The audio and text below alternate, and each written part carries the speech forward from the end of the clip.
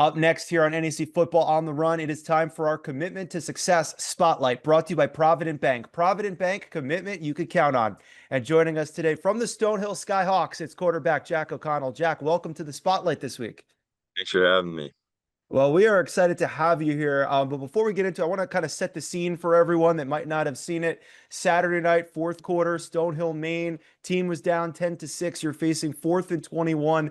You roll right. You're hugging that sideline. You're right up against it, and you just chuck it 34 yards to the end zone, and you find Brigham Dunphy in the back there for the game-winning touchdown. So when you were rolling to that sideline, take it from there. What was going through your mind? What did you see? Pre-snap, they had everyone pretty much, D-line was there, and everyone else was backed up to the goal line or the chain, so I figured I'd probably have to roll out, buy some time, let the boys get down there, and just kind of floated it up, thinking it was going to be a jump ball. Luckily, just made it over the guys, and Briggs did a good job of knowing where he was, staying in bounds, possessing the catch. That's one of the harder catches when it's wide open like that. And yeah, just unbelievable. And defense stepped up and got the stop. Now, from what again, I didn't have the same angle that you did, but from watching it, it looked like it was a my cousin Vinny situation. You had a guy leaping in your face. You had five dark shirts. Then all the way in the back was your guy in the white shirt. So, did you see him at all, or were you just launching it hoping for a miracle? I did see him, and I saw Torrance Washington too. It's funny rewatching the clip. You can see I kind of look back at the DN who's chasing me just to make sure I had enough time to get it off. But yeah, I did see Briggs, and I figured, he'd go up and get it. He's an unbelievable player, so it wouldn't surprise me. And I also knew Torrance was going to be in the area, so if it did get tipped up, maybe he'd get a play. So I was just trying my best to give those guys a chance to get it, and it worked out crazy. It certainly did, but the one thing that we all had to keep in mind was that wasn't the end of the game. The defense still had to go out there and make a stop at the end, and they did. So, how do you assess the defense from what you've seen from those guys? Maybe not just at the end of this game, but for the first couple weeks of the season. It seems like they've been pretty solid and improving.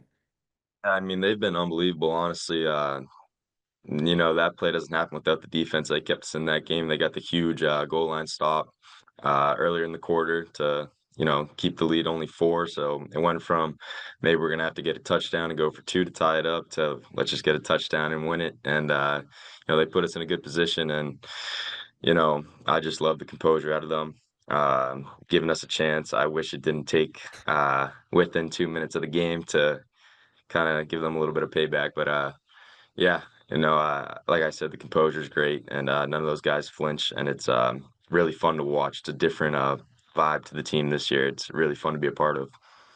How big was it for the team to pick up that first win of the season? Do it against a Colonial team that has a pretty impressive history when it comes to football. How big was it to get this win on the road? Yeah, it's massive. Any wins outside of the conference is huge. Heading into NEC play soon. I think any win just kind of gives you a little bit of momentum, and teams take notice of that, which is great. And yeah, anytime that you can get those wins, get the boys rolling a little bit, get some confidence going, it's a great feeling, and I'm proud of everyone on the team. Now, you kind of hinted at it a little while ago. We were talking about this year kind of seems a little different. How is this year's team maybe different from Stonehill teams we've seen in the past? I mean, I think a great example is just the last game. A lot of times, if things didn't go our ways, the team, hate to say it, but we would fold a little bit. We'd kind of back down from the situation. And, I think that our coaching staff does such a great job preparing us during the week that when those situations come, like no one flinches, whether it's first and goal from the 1 or it's 4th and 21 from the 34, we practice all those situations. So, you know, sometimes I'm out there and it's not meant to be cocky, but it's confidence because I feel like I'm in practice because every situation that comes up, we've gone over. So there's nothing to really worry about. And, you can see it on the guys' faces in the huddle too. So I have a tremendous amount of confidence in the line, the receivers, tight ends, running back. Everyone knows what they're doing. And, I have the defense supporting me and even special teams. I don't think they get enough credit. They did a great job that entire game to keep us in it. And yeah, I think no one's intimidated anymore. I think the confidence is through the roof, and it's like I said, it's very fun to be a part of. So let's go back a little bit and talk about your journey. When was it? How was it that you kind of first fell in love with football compared to all the other sports? How'd you kind of get into it? I grew up pretty much a fan of every sport, and then as I got a little bit older, I narrowed it down to football and basketball. And I got obsessed with the quarterback position early. Obviously, growing up in New England, Tom Brady fan. That's my guy. And then I was a big Cam Newton fan.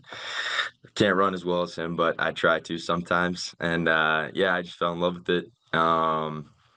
Stuck to it. I don't think there's any better feeling, and I don't think there's any better sport than football. Obviously, like it's one of the few sports where you can't win it on your own. Everyone's got to do their job, and that's my favorite part about it. And every win just kind of feels like you got to work for it. Could you still hoop it up though if you needed to? Of course, Okay, absolutely. that's it. I try not to play too much pickup. Just risk of any injury or anything like that. Absolutely. But anytime I get some downtime, I like to get some shots up, make sure I still got it for sure. Yeah. So you mentioned you're a Massachusetts guy. How'd you find your way to Stonehill? How did you know that this would kind of be a good fit for you?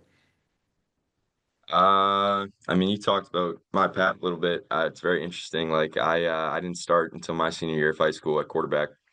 I got playing time, but I didn't really have any film.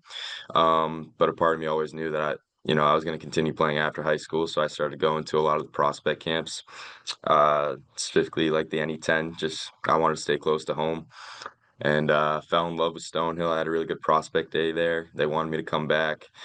Fell in love with the coaching staff, fell in love with the campus, and it was a pretty easy decision once they gave me the opportunity to play here. Committed right away, and a couple months later they turned D1, and here I It's am. good timing. Yeah, unbelievable timing.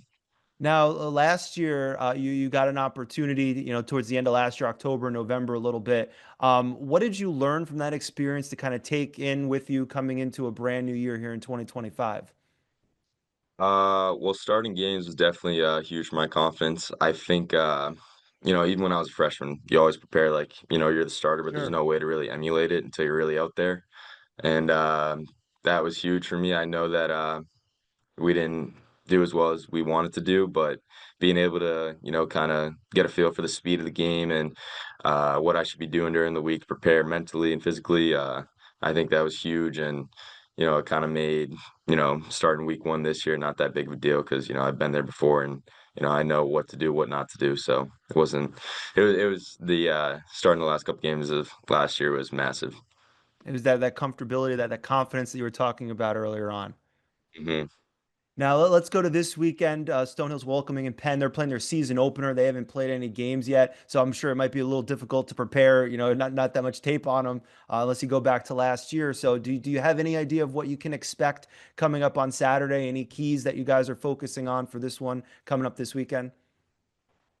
We talked about it briefly. A lot of the Ivy League teams they have uh, typically a very good box D line linebackers, and